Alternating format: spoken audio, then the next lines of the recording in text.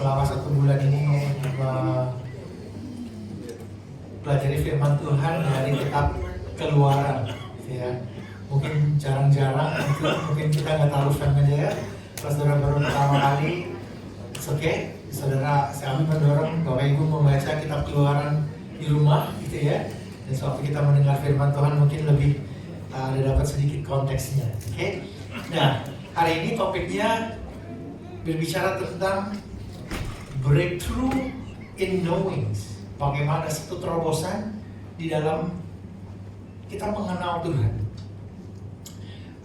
Ayatnya cukup panjang, tapi saya tidak akan bacakan dari Keluaran 8 ayat 20 sampai Keluaran 10 ayat 29. Agak panjang.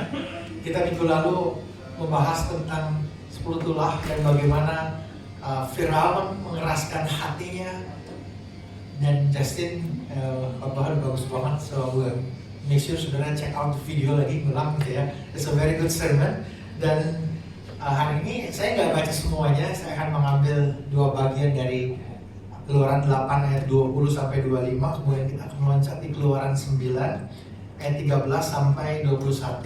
Saya mengajak Bapak Ibu untuk bangkit berdiri. Kita akan menghormati pembacaan firman Tuhan, kemudian kita akan berdoa sekali lagi. Amen. Keluaran 8 ayat 20 sampai 25, demikian firman Tuhan. Berfirmanlah Tuhan kepada Musa, bangunlah pagi-pagi dan berdirilah menantikan Firaun pada waktu biasanya ia keluar ke sungai, dan katakanlah kepadanya, beginilah firman Tuhan, biarkan umatku pergi supaya mereka beribadah kepadaku. Sebab jika engkau tidak membiarkan umatku itu pergi, maka aku akan melepaskan pikat terhadap engkau, terhadap pegawaimu, rakyatmu, dan rumah-rumahmu, sehingga rumah-rumah orang Mesir, bahkan tanah di mana mereka berdiri, akan penuh dengan pikat. Tetapi pada hari itu, aku akan mengecualikan tanah Goshen, di mana umatku tinggal, sehingga di sana tidak ada terdapat pikat, supaya engkau mengetahui bahwa aku Tuhan ada di negeri ini. Sebab aku akan mengadakan perbedaan antara umatku dan bangsamu. Besok tanda mujizat ini akan terjadi. Tuhan berbuat demikian, maka datanglah banyak-banyak pikat dalam istana Firaun dan ke dalam rumah pegawai-pegawainya dan ke seluruh tanah Mesir. Negeri itu menderita karena pikat itu. Lalu Firaun memanggil Musa dan Harun serta berkata, pergilah, persembahkanlah korban kepada Allahmu di negeri ini. Kemudian Keluaran 9 ayat 13 sampai 21. Jadi kalau kita nggak familiar dengan kata pikat itu lalat-lalat, gitu ya.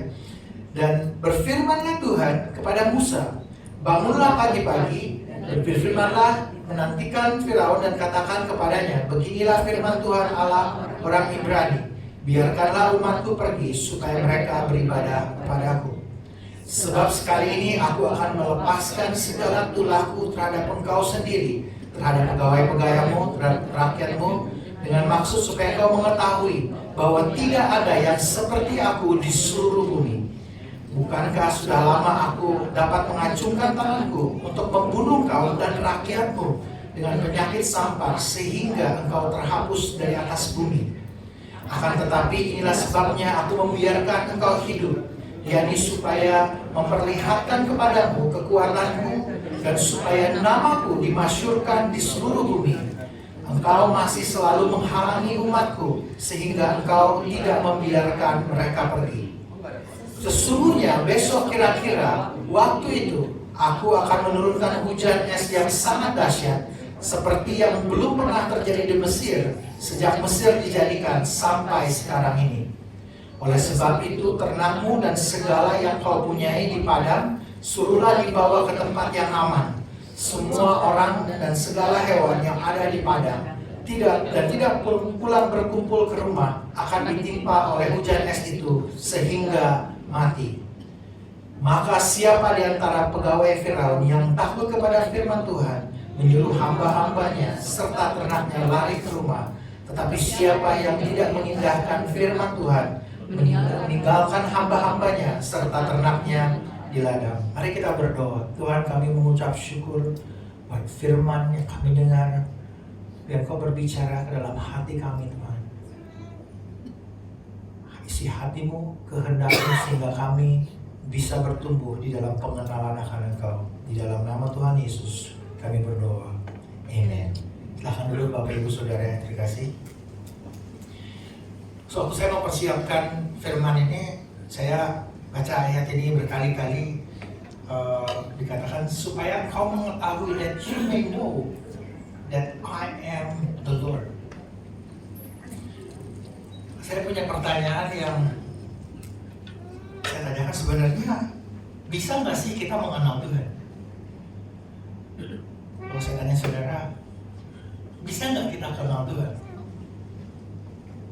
Di dalam berapa hal kita punya konsep kita kenal itu seperti apa? Oke, mungkin saudara gini agak menjebak di pertanyaannya, bisa atau enggak ya? Kalau saya tanya angkat tangan, saudara mungkin ini. Well, kita mengenal sesuatu, mungkin bisa sesuatu barang. Kita bisa mengenal berapa teman-teman di sini yang suka main game gitu ya. Itu pencetakan keyboardnya itu udah nggak dilihat lagi, mereka bisa main game gitu ya. Mereka kenal cara pegang keyboardnya, cara mainnya. Kalau saya mau kasih examples, mengenal sesuatu atau mengenal seseorang ada perbedaan ya. Okay. Dan ada sedikit examples. Ini kertas biasa saudara, ini bukan sulap. Jadi kalau misalnya saya punya kertas, saya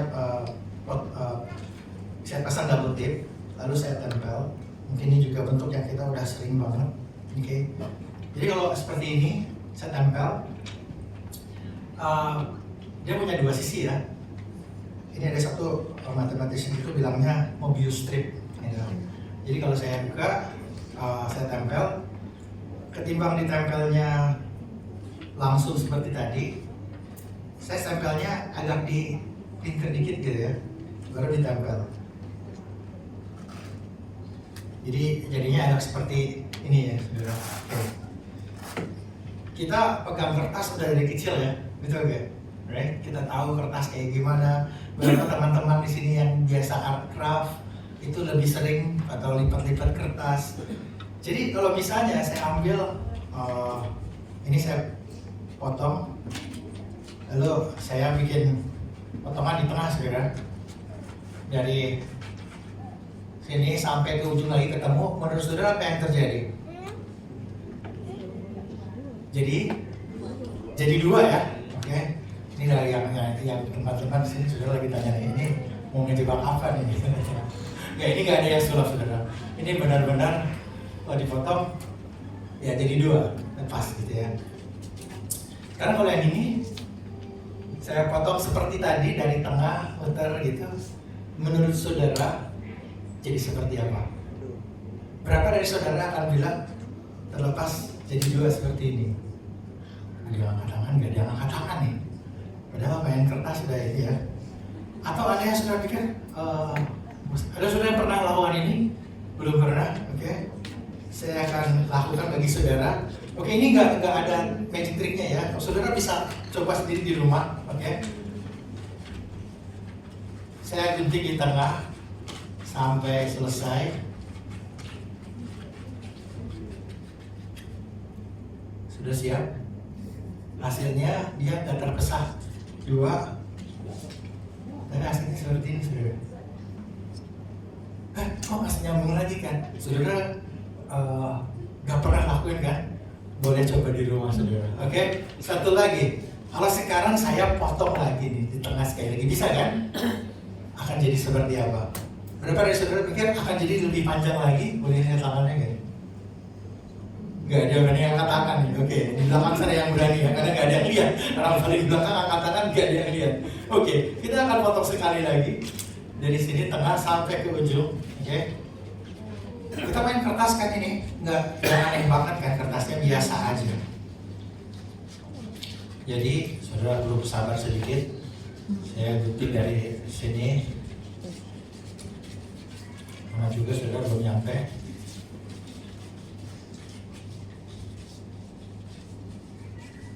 The moment of truth arrive.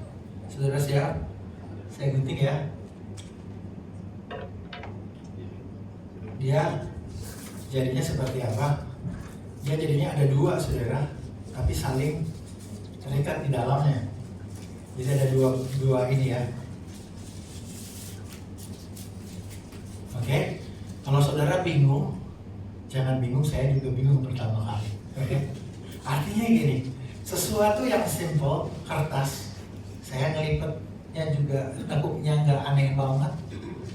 Ternyata apa yang gambaran yang saya miliki, yang kita miliki tentang kertas ini, kita udah tahu setiap hari, betul nggak? Tetapi it come up different than we thought. Beda dengan apa yang udah kita duga selama ini. Jadi mengenal sesuatu, mengerti sesuatu untuk objek yang simple mungkin sederhana. Tetapi begitu objeknya lebih kompleks, kita tahu ternyata tidak semudah itu. Berarti kalau kita boleh jujur, untuk mengenal Tuhan tidak semudah itu, saudara. Setuju? Nah, kita pikir, oh saya udah tahu nih Tuhan kayak gini. Kita punya gambaran di dalam pemikiran kita seperti apa sih Tuhan. Dan konsep kita tentang bagaimana kita mengetahui, mengenal Tuhan tentu lebih dari sekedar kita mengerti kertas atau pribadi yang kita kenal secara langsung. Oke, jadi 3 hal yang kita akan belajar pada pagi hari ini mengenai breakthrough, sebuah terobosan untuk kita mengenal Tuhan. Kita perlu menerima undangan Dia untuk mengenal, untuk kita bisa mengenal Tuhan. Yang kedua, kita perlu menyadari, mengenali excuse atau alasan-alasan yang kita buat sehingga itu menghindari kita mengenal Tuhan. It's best nggak cuma recognize, tapi kita meninggalkan excusesnya kita. Kemudian yang ketiga, bagaimana kita perlu mengakui, acknowledge God's mercy di dalam kehidupan kita setiap hari. Di Keluaran 8 ayat 22 dikatakan, kita udah baca tadi, saya nggak baca semuanya, tapi dikatakan that you may know, for I am the Lord in the midst of the earth. Waktu di ayat itu dikatakan supaya kamu tahu bahwa aku ini Tuhan. Jadi Tuhan mewahyukan kepada kita, Dia menyingkapkan kepada kita siapa dirinya. Karena di dalam kenyataannya, untuk kita mengenal satu sama lain, betul ya. Kalau saya mau kenal dengan Pak Franky lebih dekat, saya perlu ketemu, perlu WA, perlu telepon. Kalau saya WA nggak pernah dijawab, saya datang ke rumahnya nggak pernah keluar dari kamar, saya nggak bisa kenal dia. Artinya dia perlu memberikan dirinya dan kita bisa bersama-sama mengenal satu sama lain. Nah, untuk Tuhan, it's kind of a little bit very different than what we thought. Untuk kita kenal Tuhan beda gitu ya. Dia perlu menyingkapkan dirinya untuk kita mengerti. Jadi kata that you may know, kata know ini bukan sekedar informasi gitu ya. Saya bisa kemarin kami pergi istriku ketemu, kenalan sama orang, lu teman sebelahnya, kamu emang nggak tahu ya? Terus saya kenal loh, istriku ngecek, wah followernya banyak banget di IG gitu, tapi saya nggak tahu gitu ya. Dan kenyataannya dia bisa follow IG-nya, postingnya semua, tahu informasi tentang orang tersebut, tapi tidak mengenal, betul ya? Jadi kata mengenal di sini lebih dari sekedar sebuah informasi tentang Tuhan atau sebuah observasi tentang Tuhan. Kata know ini artinya dia mengalami. Di dalam bahasa Ibrani-nya kata know ini juga digunakan untuk hubungan secara seksual, secara intim. Jadi walau di Kejadian dibilang that Adam knew his wife, gitu ya. Itu lalu mereka punya anak. Jadi kata know ini sesuatu yang bukan cuma sifatnya informasi, tapi sesuatu yang dialami secara emosi, secara menyeluruh. Dan di sini kata know itu yang Tuhan mau mengajak kita untuk mengerti. Nah, waktu Tuhan mewahyukan di ayat, you may know that I am the Lord. kitab Keluaran, jujur saya cari juga dengan aplikasi Bible Study saya, ada 16 kali sudah di kitab Keluaran aja that they may know, supaya mereka tahu loh. Artinya Tuhan yang menyingkapkan kepada kita siapa dirinya. Jadi kalau saudara kita bertanya, bisa nggak kita mengenal Tuhan? Yes, kita bisa mengenal Tuhan meaningfully, secara punya makna bagi kita. Artinya ada hubungan, ada sesuatu yang mendalam yang kita mengerti tentang Dia dan Dia mengerti tentang kita. Tapi juga jawabannya no. Kenapa? Karena Dia begitu besar, Dia begitu luar biasa. Kita tidak bisa mengenal Dia secara menyeluruh. Jadi can we know God? Yes, meaningfully, but not exhaustively. Tapi enggak secara menyeluruh. Saya menikah sudah lebih dari 20 tahun dengan istri saya. Kalau saudara tanya saya kenal dia, yes. Mungkin kita kenal satu sama lain. Saya tahu dia lebih, gak ada orang yang lebih tahu kita satu sama lain selain pasangan kita. Tapi apakah saya sudah mengenal dia seluruhnya? Jawaban saya enggak. Ada hal-hal yang saya masih surprise.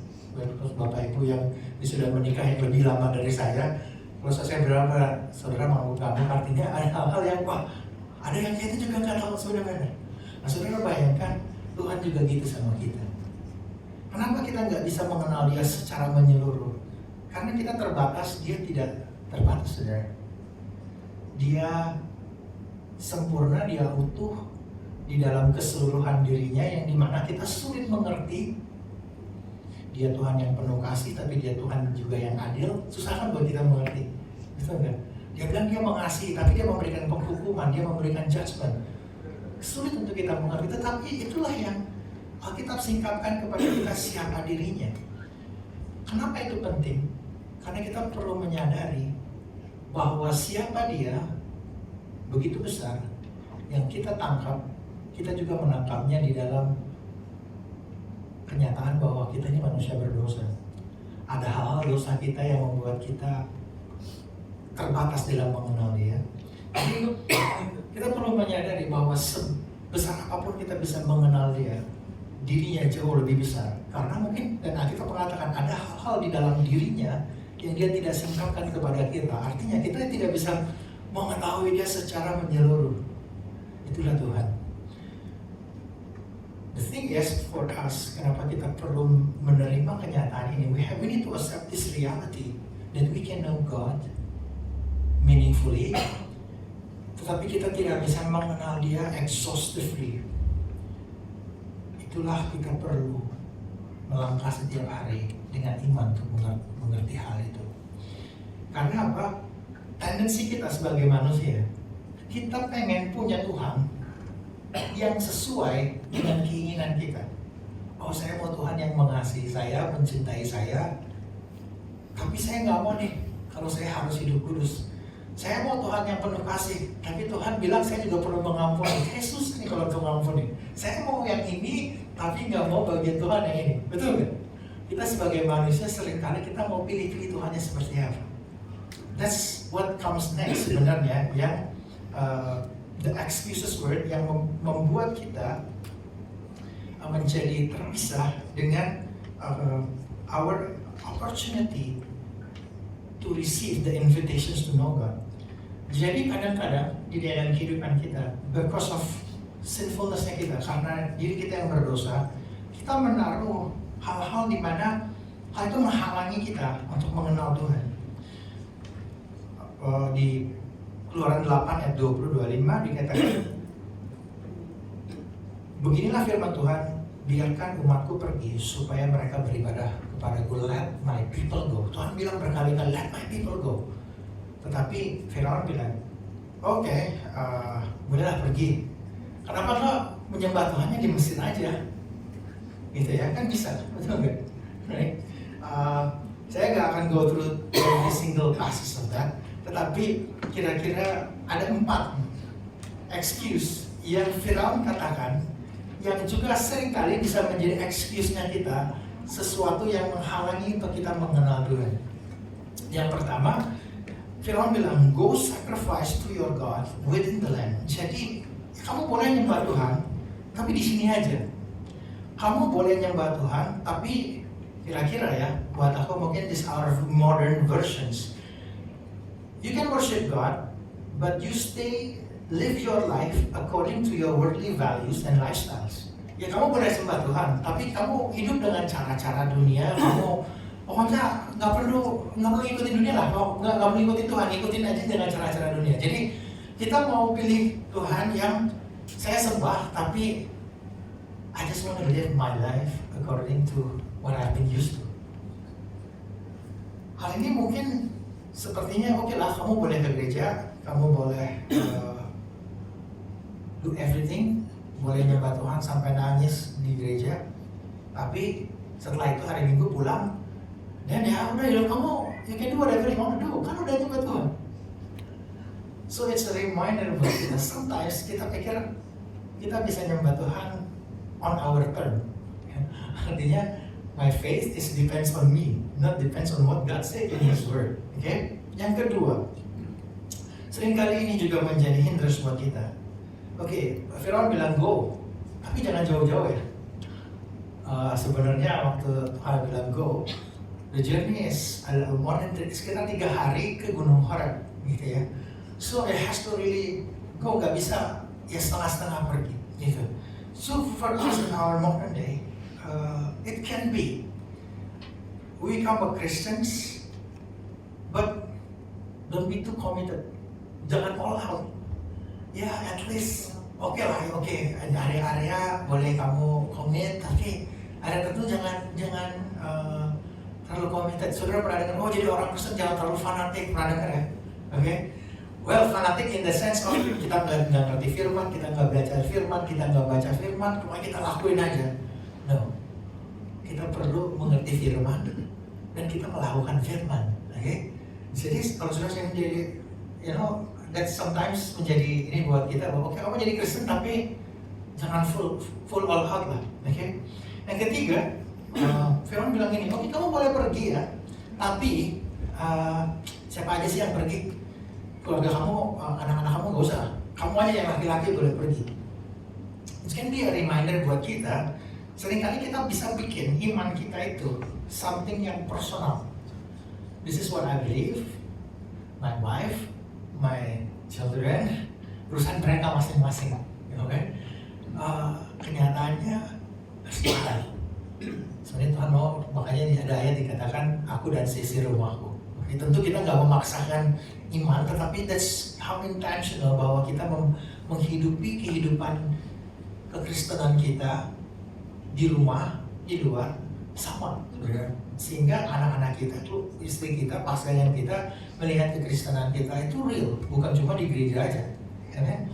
Dan di sini ingatin kita, kadang this is modern day will say, well, you believe what you believe, but keep it to yourself. Oke, you jangan otak-atik what I believe, jangan tanya-tanya aku percaya apa, just do whatever you want to do. Oke, kamu berdoa makan silahkan, tapi jangan ngomongin tentang agama ya, jangan ngomongin, santai kayak gitu ya. Well, the world will not understand that, tetapi pada the reality is something yang impact kita begitu dalam, kita nggak bisa hold it to ourselves. That's a reality. Kalau berita Injil memberikan dampak kepada kehidupan kita, kita pasti bagikan ke orang lain. Saya ingat teman, kalau teman yang tinggal di Gading Serpong, saya masih mengeksplor makanan, saudara. Saya tanya, Pak, makan bakmi di mana? Oh, makan bakmi di situ. Wah, bener, enak ya? Kan pasti kan? Dia nggak bilang, kasih tahu jangan ya. Nggak kayak gitu kan, saudara ya. Kasih tahu jangan di tempat makan bakmi yang enak kan enggak, saudara. Oh, tempat makan bakmi enak nih. Kalau dia mau pakai sayur di sini, yang mau ada togenya di sini, bisa. Kasih tahu, kadang makan bakmi aja sebegitu impactful, kita mau berbagi. Masa berita Injil, hidup kita udah diubahkan. Kita takut berbagi. Karena apa? Karena sometimes this voice try to tell us, this is what you supposed to believe about God. Lastly, dia bilang, but Go but your flocks remain behind. Jadi sometimes ini bagian kalau di gereja agak enak gitu, tapi I have to say, worship God, but don't let it affect your resources or your finances. Seringkali ya pokoknya mau di gereja, saya bukan bilang itu minta persembahan saudara, tetapi when it come to worship God, it cost us. Ada harga di mana, karena Yesus juga bilang ya, di mana hartamu berada, di situ hatimu berada. Hati kita sama harta itu dekat ya, karena kita tukarkan kehidupan kita dengan all the finances that we have. Saya bukan bilang ini bicara tentang memberi di gereja. Ada waktu-waktu di dalam kehidupan kita. Saya ingat itu saudara. Saya ingat ada satu teman yang kita bimbing. Dia bilang, Tuhan suruh saya nolong orang nih. Nolong orangnya at the cost of yaudah, dari menolongin. Ini bukan bicara memberi di gereja ya. Tuhan suruh saya menolong orang ini, bantuin anaknya sekolah, kuliah gitu ya. Dia bilang sebenarnya kayaknya antara mau dan nggak mau, tapi Tuhan dorong dia untuk lakukan, untuk memberi, menjadi generous. It's something yang affect his resource, his finances, tapi dia tahu itu dari Tuhan, jadi dia lakukan dengan iman. So saya nggak tahu dengan saudara, sometimes the resource nggak cuma uang, sometimes the resource is time, betul ya? Jadi this is the call yang Tuhan ingatin kita. Sometimes kita keep it to ourselves, ya hal-hal tadi, sehingga kita mengalami tantangan atau barrier untuk kita mengenal Tuhan. Saya pernah di satu toko buku, udah lama ya, saudara, kita udah jalan ke toko buku. Saya lagi di toko buku Kristen, saudara. Saya lihat ada orang sampai saya, dia tanya, Dek, waktu saya masih belum terlalu ini, Dek, kamu yakin nih Alkitab ini semua yang kamu baca-baca ini bisa diterapin? Saya bilang, ya saya percaya bisa. Gitu. Kalau buat saya nggak bisa. Loh kenapa? Dia bilang, saya di bisnis saya ini, saya harus bohong, gitu ya. Saya jual sesuatu harus bohong, kalau nggak saya nggak jualan, gitu. Nah, saya jujur saudara, saya waktu masih kira-kira kuliah baru mau selesai gitu ya, saya nggak pernah di dunia itu. Bilang, tapi I don't know, saya nggak bisa jawab itu. Tetapi dia bilang gini, saya percaya sih, cuma semuanya kecuali di urusan dagang. Jadi saya percaya Tuhan kecuali dagang, itu nggak berlaku gitu ya. Jadi artinya dia percaya Tuhan, tapi untuk area yang ini no. That's a barrier yang kita miliki, yang menghalangi kita untuk mengenal Tuhan. Itu juga yang sama orang Mesir dan orang Israel. Mereka besar di Mesir. Mereka punya begitu banyak Tuhan. They so familiar with God. Tuhan yang bisa ini, Tuhan yang lakukan ini, Tuhan yang bisa ini, Tuhan yang bisa itu. Kalau mereka butuh yang ini, mereka cari Tuhan yang kayak gini. Kalau mereka butuh kebutuhan yang ini, dia cari Tuhan yang seperti ini. So somehow semua itu memberikan batasan-batasan, memberikan gambaran-gambaran Tuhan saya itu kayak apa. Now this is the important part buat kita to respond. I say this important part is to acknowledge God's mercy daily, melihat kasih karunia Tuhan setiap hari dalam kehidupan kita. Di ayat 22:8 dibilang gini, let my people go. Tapi di mana tempat umatku tinggal is going to be different. Ada sebuah pengecualian yang Tuhan lakukan bagi umatnya. Saya kalau baca di Keluaran, bagaimana Tuhan mengacu orang Israel itu dengan kata my people, gitu ya. Sebuah pernyataan yang very personal. Kalau misalnya kita ngomong satu sama lain gitu ya. Ini Mika, my wife. Tapi kalau saya bilang, this is my maker, artinya dari semua siapapun di dunia, this is mine. Jadi this is my belonging. This is different. Jadi waktu Tuhan bilang, hey, this is my people, this is very personal, dan dia bilang bukan cuma itu. The next is I'm gonna make distinctions. I will set them apart. Dia itu beda. Now this is what I want to bring us as this. Yang terjadi di Mesir sama di tanah Goshen itu completely different. Mesir ngalamin semua. Saudara bayangin kayak lalatnya waktu itu mungkin udah ada GPS system. Ya. Gak boleh ke tanah Goshen, cuma di sana aja. Kita nggak tahu, tapi Tuhan bisa lakuin itu. Tuhan bisa lakukan apa yang bisa. Terus kemudian gini, sudah kalau jadi Tuhan kira-kira, kalau saya memang mau menghancurkan, mau memberikan penghakiman, dia nggak perlu kasih tahu. Ini hujan batunya ya, hujan es batunya itu mematikan. Dia nggak perlu kasih tahu. Jadi diceritakan lagi loh. Kamu suruh udah pegawai-pegawai kamu, ternak-ternak kamu jangan di ladang nih di waktu aku kirim tulah ini. Dia nggak perlu kasih tahu kan. Tapi Tuhan pilih dia kasih itu begitu merciful Tuhan. Terus kemudian ada orang-orang Mesir yang kayaknya bener nih kita taatin. Tapi ada juga yang nggak taat, which is they lose a lot of things di dalam ternak mereka gitu ya. Jadi yang mereka yang mentaati itu dari di bahasa Inggris, whoever fear the word of the Lord and who pay attention to the word of the Lord. Jadi this is the beauty for us sebagai orang-orang yang dipanggil Tuhan untuk kita mengenal Tuhan adalah kita mendengar apa yang Dia katakan di dalam firman-Nya dan kita melangkah untuk mentaati, mempercayai apa yang Dia bilang. Terus dia bilang, then you shall know that I am the Lord, that I'm their God, that I might dwell among them. Beberapa waktu yang lalu,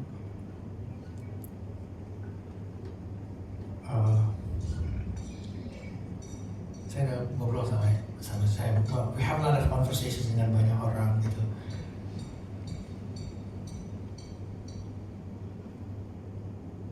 When it comes to economical situations, kita nggak ada situasi ekonomi. Kita semua ngalamin, semua all the business are slowing down, semuanya susah, semua gitu ya. Tapi ternyata ada juga Tuhan provide buat anak-anaknya dengan cara yang unik. Saudara pernah ngalamin seperti itu? That's the distinctions that God made for us. Ada waktu di dalam kehidupan kita. Istri aku bilang gini waktu itu, ini penjualan, istri aku di bagian saling gitu kan. It's also slow down, it's so hard gitu. Tapi dia ingat firman Tuhan. Kalau kamu all this are the problems, cari Tuhan, walk with God, ask the Lord. Lalu dia bilang, Tuhan, saya check my heart, I pray, I don't know where the selling come from. Gitu. Tapi somehow, dia bilang waktu dia get right with God, tiba-tiba dia bisa selling, and then dengan jumlah yang dia pikir, kayaknya dia bisa dari mana ya orang-orang? Somehow God provide. Dari luar kelihatannya, orang bilang, kebetulan. Sudah kayak gitu kan? Kayaknya just coincidence. Ada beberapa teman-teman di sini, saya ada teman yang bilang bisnis slow down, tapi tiba-tiba dia dapat klien yang cover semua yang slowing down. Orang bilang itu kebetulan. Ada waktu saya ingat satu cerita gitu. Kamu nggak apa-apa kok, percaya sama Tuhan gitu. Ya harus bekerja gitu ya. Yes, kita bekerja, kita work hard, tapi Tuhan yang give us the grace. Tuhan yang memberikan kita kasih karunia, sehingga apa yang kita lakukan berbuah, berhasil karena anugerah Tuhan. Dari luar saudara, orang yang nggak kenal Tuhan akan lihat kita, wah orang Kristen diberkati, orang itu luar biasa. They see the grace as the grace itself terpisah dari pribadinya Tuhan. Tetapi waktu kita ngalamin itu, kita ngalamin karena kita tahu Tuhan bersama-sama dengan kita, Tuhan menuntun kita. Saya ingat ada satu kesaksian, ada teman bilang, jadi di waktu dimana dia financially so tough, Tuhan bilang, okay, I ask you to be generous. Tiba-tiba waktu dia financially tough, ada someone yang needs, the needs is so bad, dia bilang, dia punya a little, tapi Tuhan bilang, just give. Waktu dia bilang, oh Tuhan, saya juga kurang, saya juga masih butuh, gitu kan. Tapi dia bilang, tapi karena Tuhan, I just wanna obey you, so I give to this person, gitu. Dia bilang waktu itu, dia cerita, saya, well, aku financially ngepas, gitu ya. Well, buat saya ngepas, tapi buat orang ini, this is life and death, gitu. Jadi yaudah aku kasih, gitu. Terus dia pulang, dia bilang, oh ini kalau dibilang ini, kalau saya cerita sama teman saya pasti saya dibilang bego, goblok, you're stupid, gitu kan. Tapi dia bilang, dia pulang, saya bilang, Tuhan, I trust you, I obey you, you will do what you want me to do. Beberapa hari kemudian dia dapat klien yang dia pikir itu udah pasti nggak akan, udah kayak proyeknya udah nggak akan jalan gitu. Tapi harus loh ya, namanya saya cari bapak ini lama pak, karena ini proyek udah ganti-ganti, tapi kayak cari akhirnya ketemu nih, saya baru dapat kontrak bapak, kayak you come and get to me gitu. And then in a short period, you get a new project yang cover semua kebutuhan dia, which is dia bilang, waktu yang saya kasih itu nggak ada apa-apanya, because all this is so much bigger. Dia bilang itu Tuhan. That is what we call, for me, I say, a supersonic boom. Sebenarnya kalau pesawat itu kalau sekarang udah nggak terbang lagi ya, Concorde ya. Kalau dia go breakthrough the sound barrier itu ada kayak boomnya gitu ya, boom ledak baru, wow, this is God, gitu kan. Di dalam kehidupan kita ada waktu-waktu Tuhan akan bilang, hey, trust me, I'm gonna do it for you. Another story saya ingat, ada satu bapak ya, we have a hard time dengan anaknya gitu, a lot of conflict, semuanya susah banget gitu. Terus dia bilang, saya cuma bilang, Tuhan ingin, dia cerita dia, Tuhan ingin bilang saya, I am your father. Dia bilang, saya nggak punya figur papa, tapi Tuhan bilang, I'm your father. I know you parents your son like you parents, seperti kamu, jadi kamu menjadi bapak buat anak kamu, seperti kamu terima bapak kamu kayak gimana tuh, gue juga hidup nih sekarang, gitu kan. Gue bisa hidup sekarang, pas anak gue gak bisa, gitu. Tapi Tuhan bilang, you're not going to become a father like the older generations, you're going to become a father the way I father you. Itu gimana? Ya udah, dia bilang gini, Tuhan bilang sama aku, just drive your son to school every morning. Dia bilang, bangun pagi, biasa ada supir. Dia bilang, okay, I'm gonna do it, gitu. Dia bilang, within a week, awkward, dia bilang kan, awkward ya, anaknya diam, terus 2 minggu kedua, anak mulai cerita, all of this. Dan dia bilang, wow, it's something yang I never know that my son going through all of that tough situations. Terus dia bilang, it's so hard. Terus dia bilang, gini, now I realize that God want me to do. Dan dia bilang gini, all the years I know about God the Father, now I understand how I have to father my son. Gitu. Jadi istilahnya, there's an explosion of knowing God. Ada waktu-waktu di dalam kehidupan kita yang Tuhan mungkin bilang, okay, stop doing this, stop saying something like this, trust me, believe me, when we learn to trust and believe God, He will show Himself the person that we can know. Makanya di Alkitab, Dia tunjukin Dia Tuhan yang menyembuhkan, Dia Tuhan yang memulihkan, Dia Tuhan yang memberikan kekuatan, Dia Tuhan yang kudus. In a lot of ways kita nggak ngerti. Kita cuma bisa kalau kita ngalamin itu, saudara. Dan kalau kita mau ngalamin itu, kita perlu let go. Things that we say, what we want about God, and kita trust apa yang Dia bilang. One last testimony. Ada satu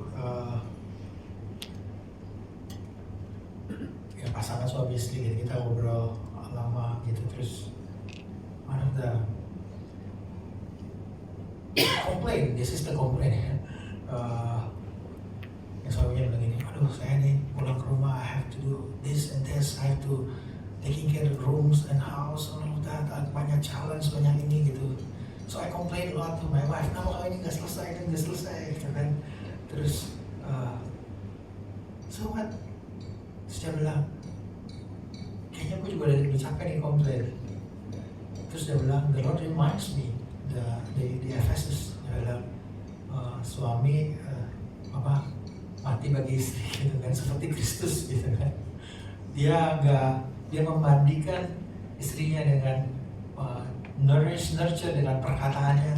Terus dia bilang, now you're going back home, you're not going to complain, you're going to say thank you, you're going to say encouraging word. Dia bilang, no, istri gue udah gak bakal berubah. Dia bilang gitu. Dan terus dia bilang, no, you have to trust me gitu kan. Dia bilang, okay.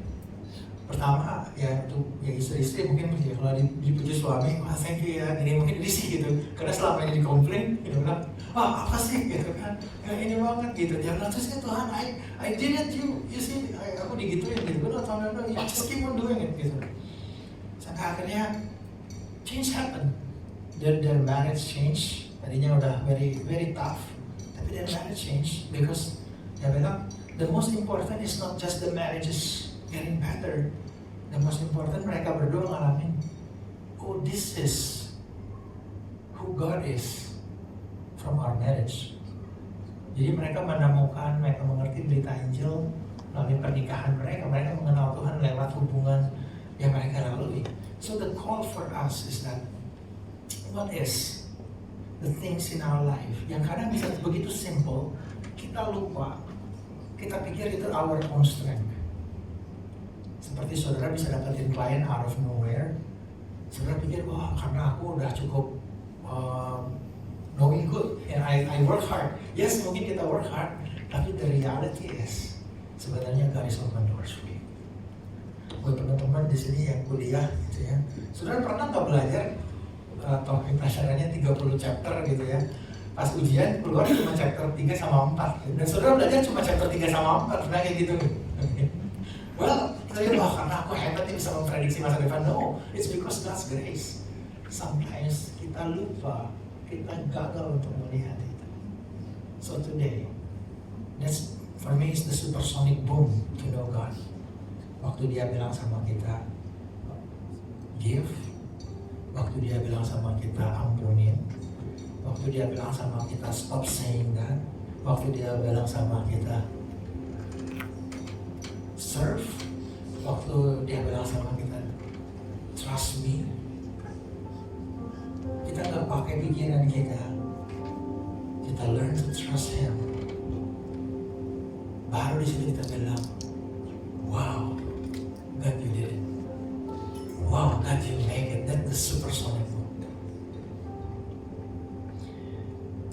Saya dibesarkan kecil itu sakit epilepsi. Saya sembuh total di satu ibadah. Pastornya khotbah pakai bahasa Inggris, saya di kota kecil di Sukabumi. Saya maju ke depan, pastornya juga nggak tumpang tangan, dia berdoa, lalu Yesus sembuh. Saya bilang di beca, waktu saya masih di beca, saya bilang sama mama saya, mas saya udah nggak makan obat lagi, saya sembuh. Saya nggak pernah sakit lagi di situ. Tapi I just want to tell you,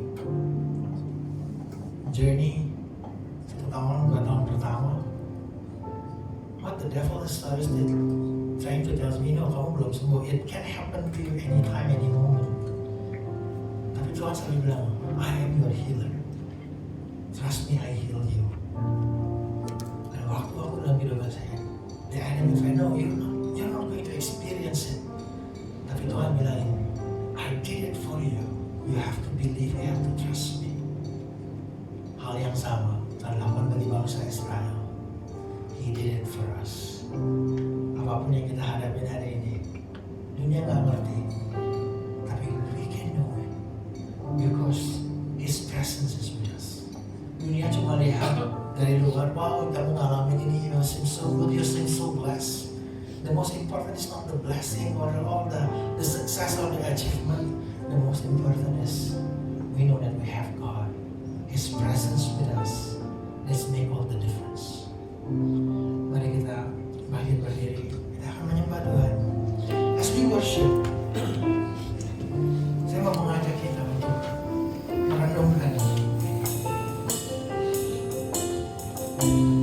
Oh, sometimes it can be something very simple di dalam kehidupan kita.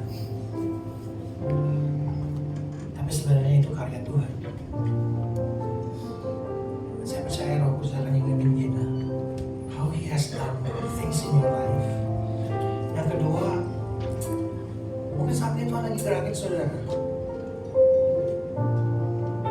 Sudah something yang saudara pikir, this is not mungkin. But this is the opportunity untuk kita menerima undangannya Tuhan. Oke Tuhan, aku mau percaya Engkau. And you're gonna show yourself that you are true. Itulah kita mengenal Tuhan. Kita bisa mengenal Tuhan lewat challenge-challenge kehidupan kita. It seems so daily problems, tapi it's also a great mercy yang Tuhan mau kasih sama kita. Amen. Let's worship the Lord.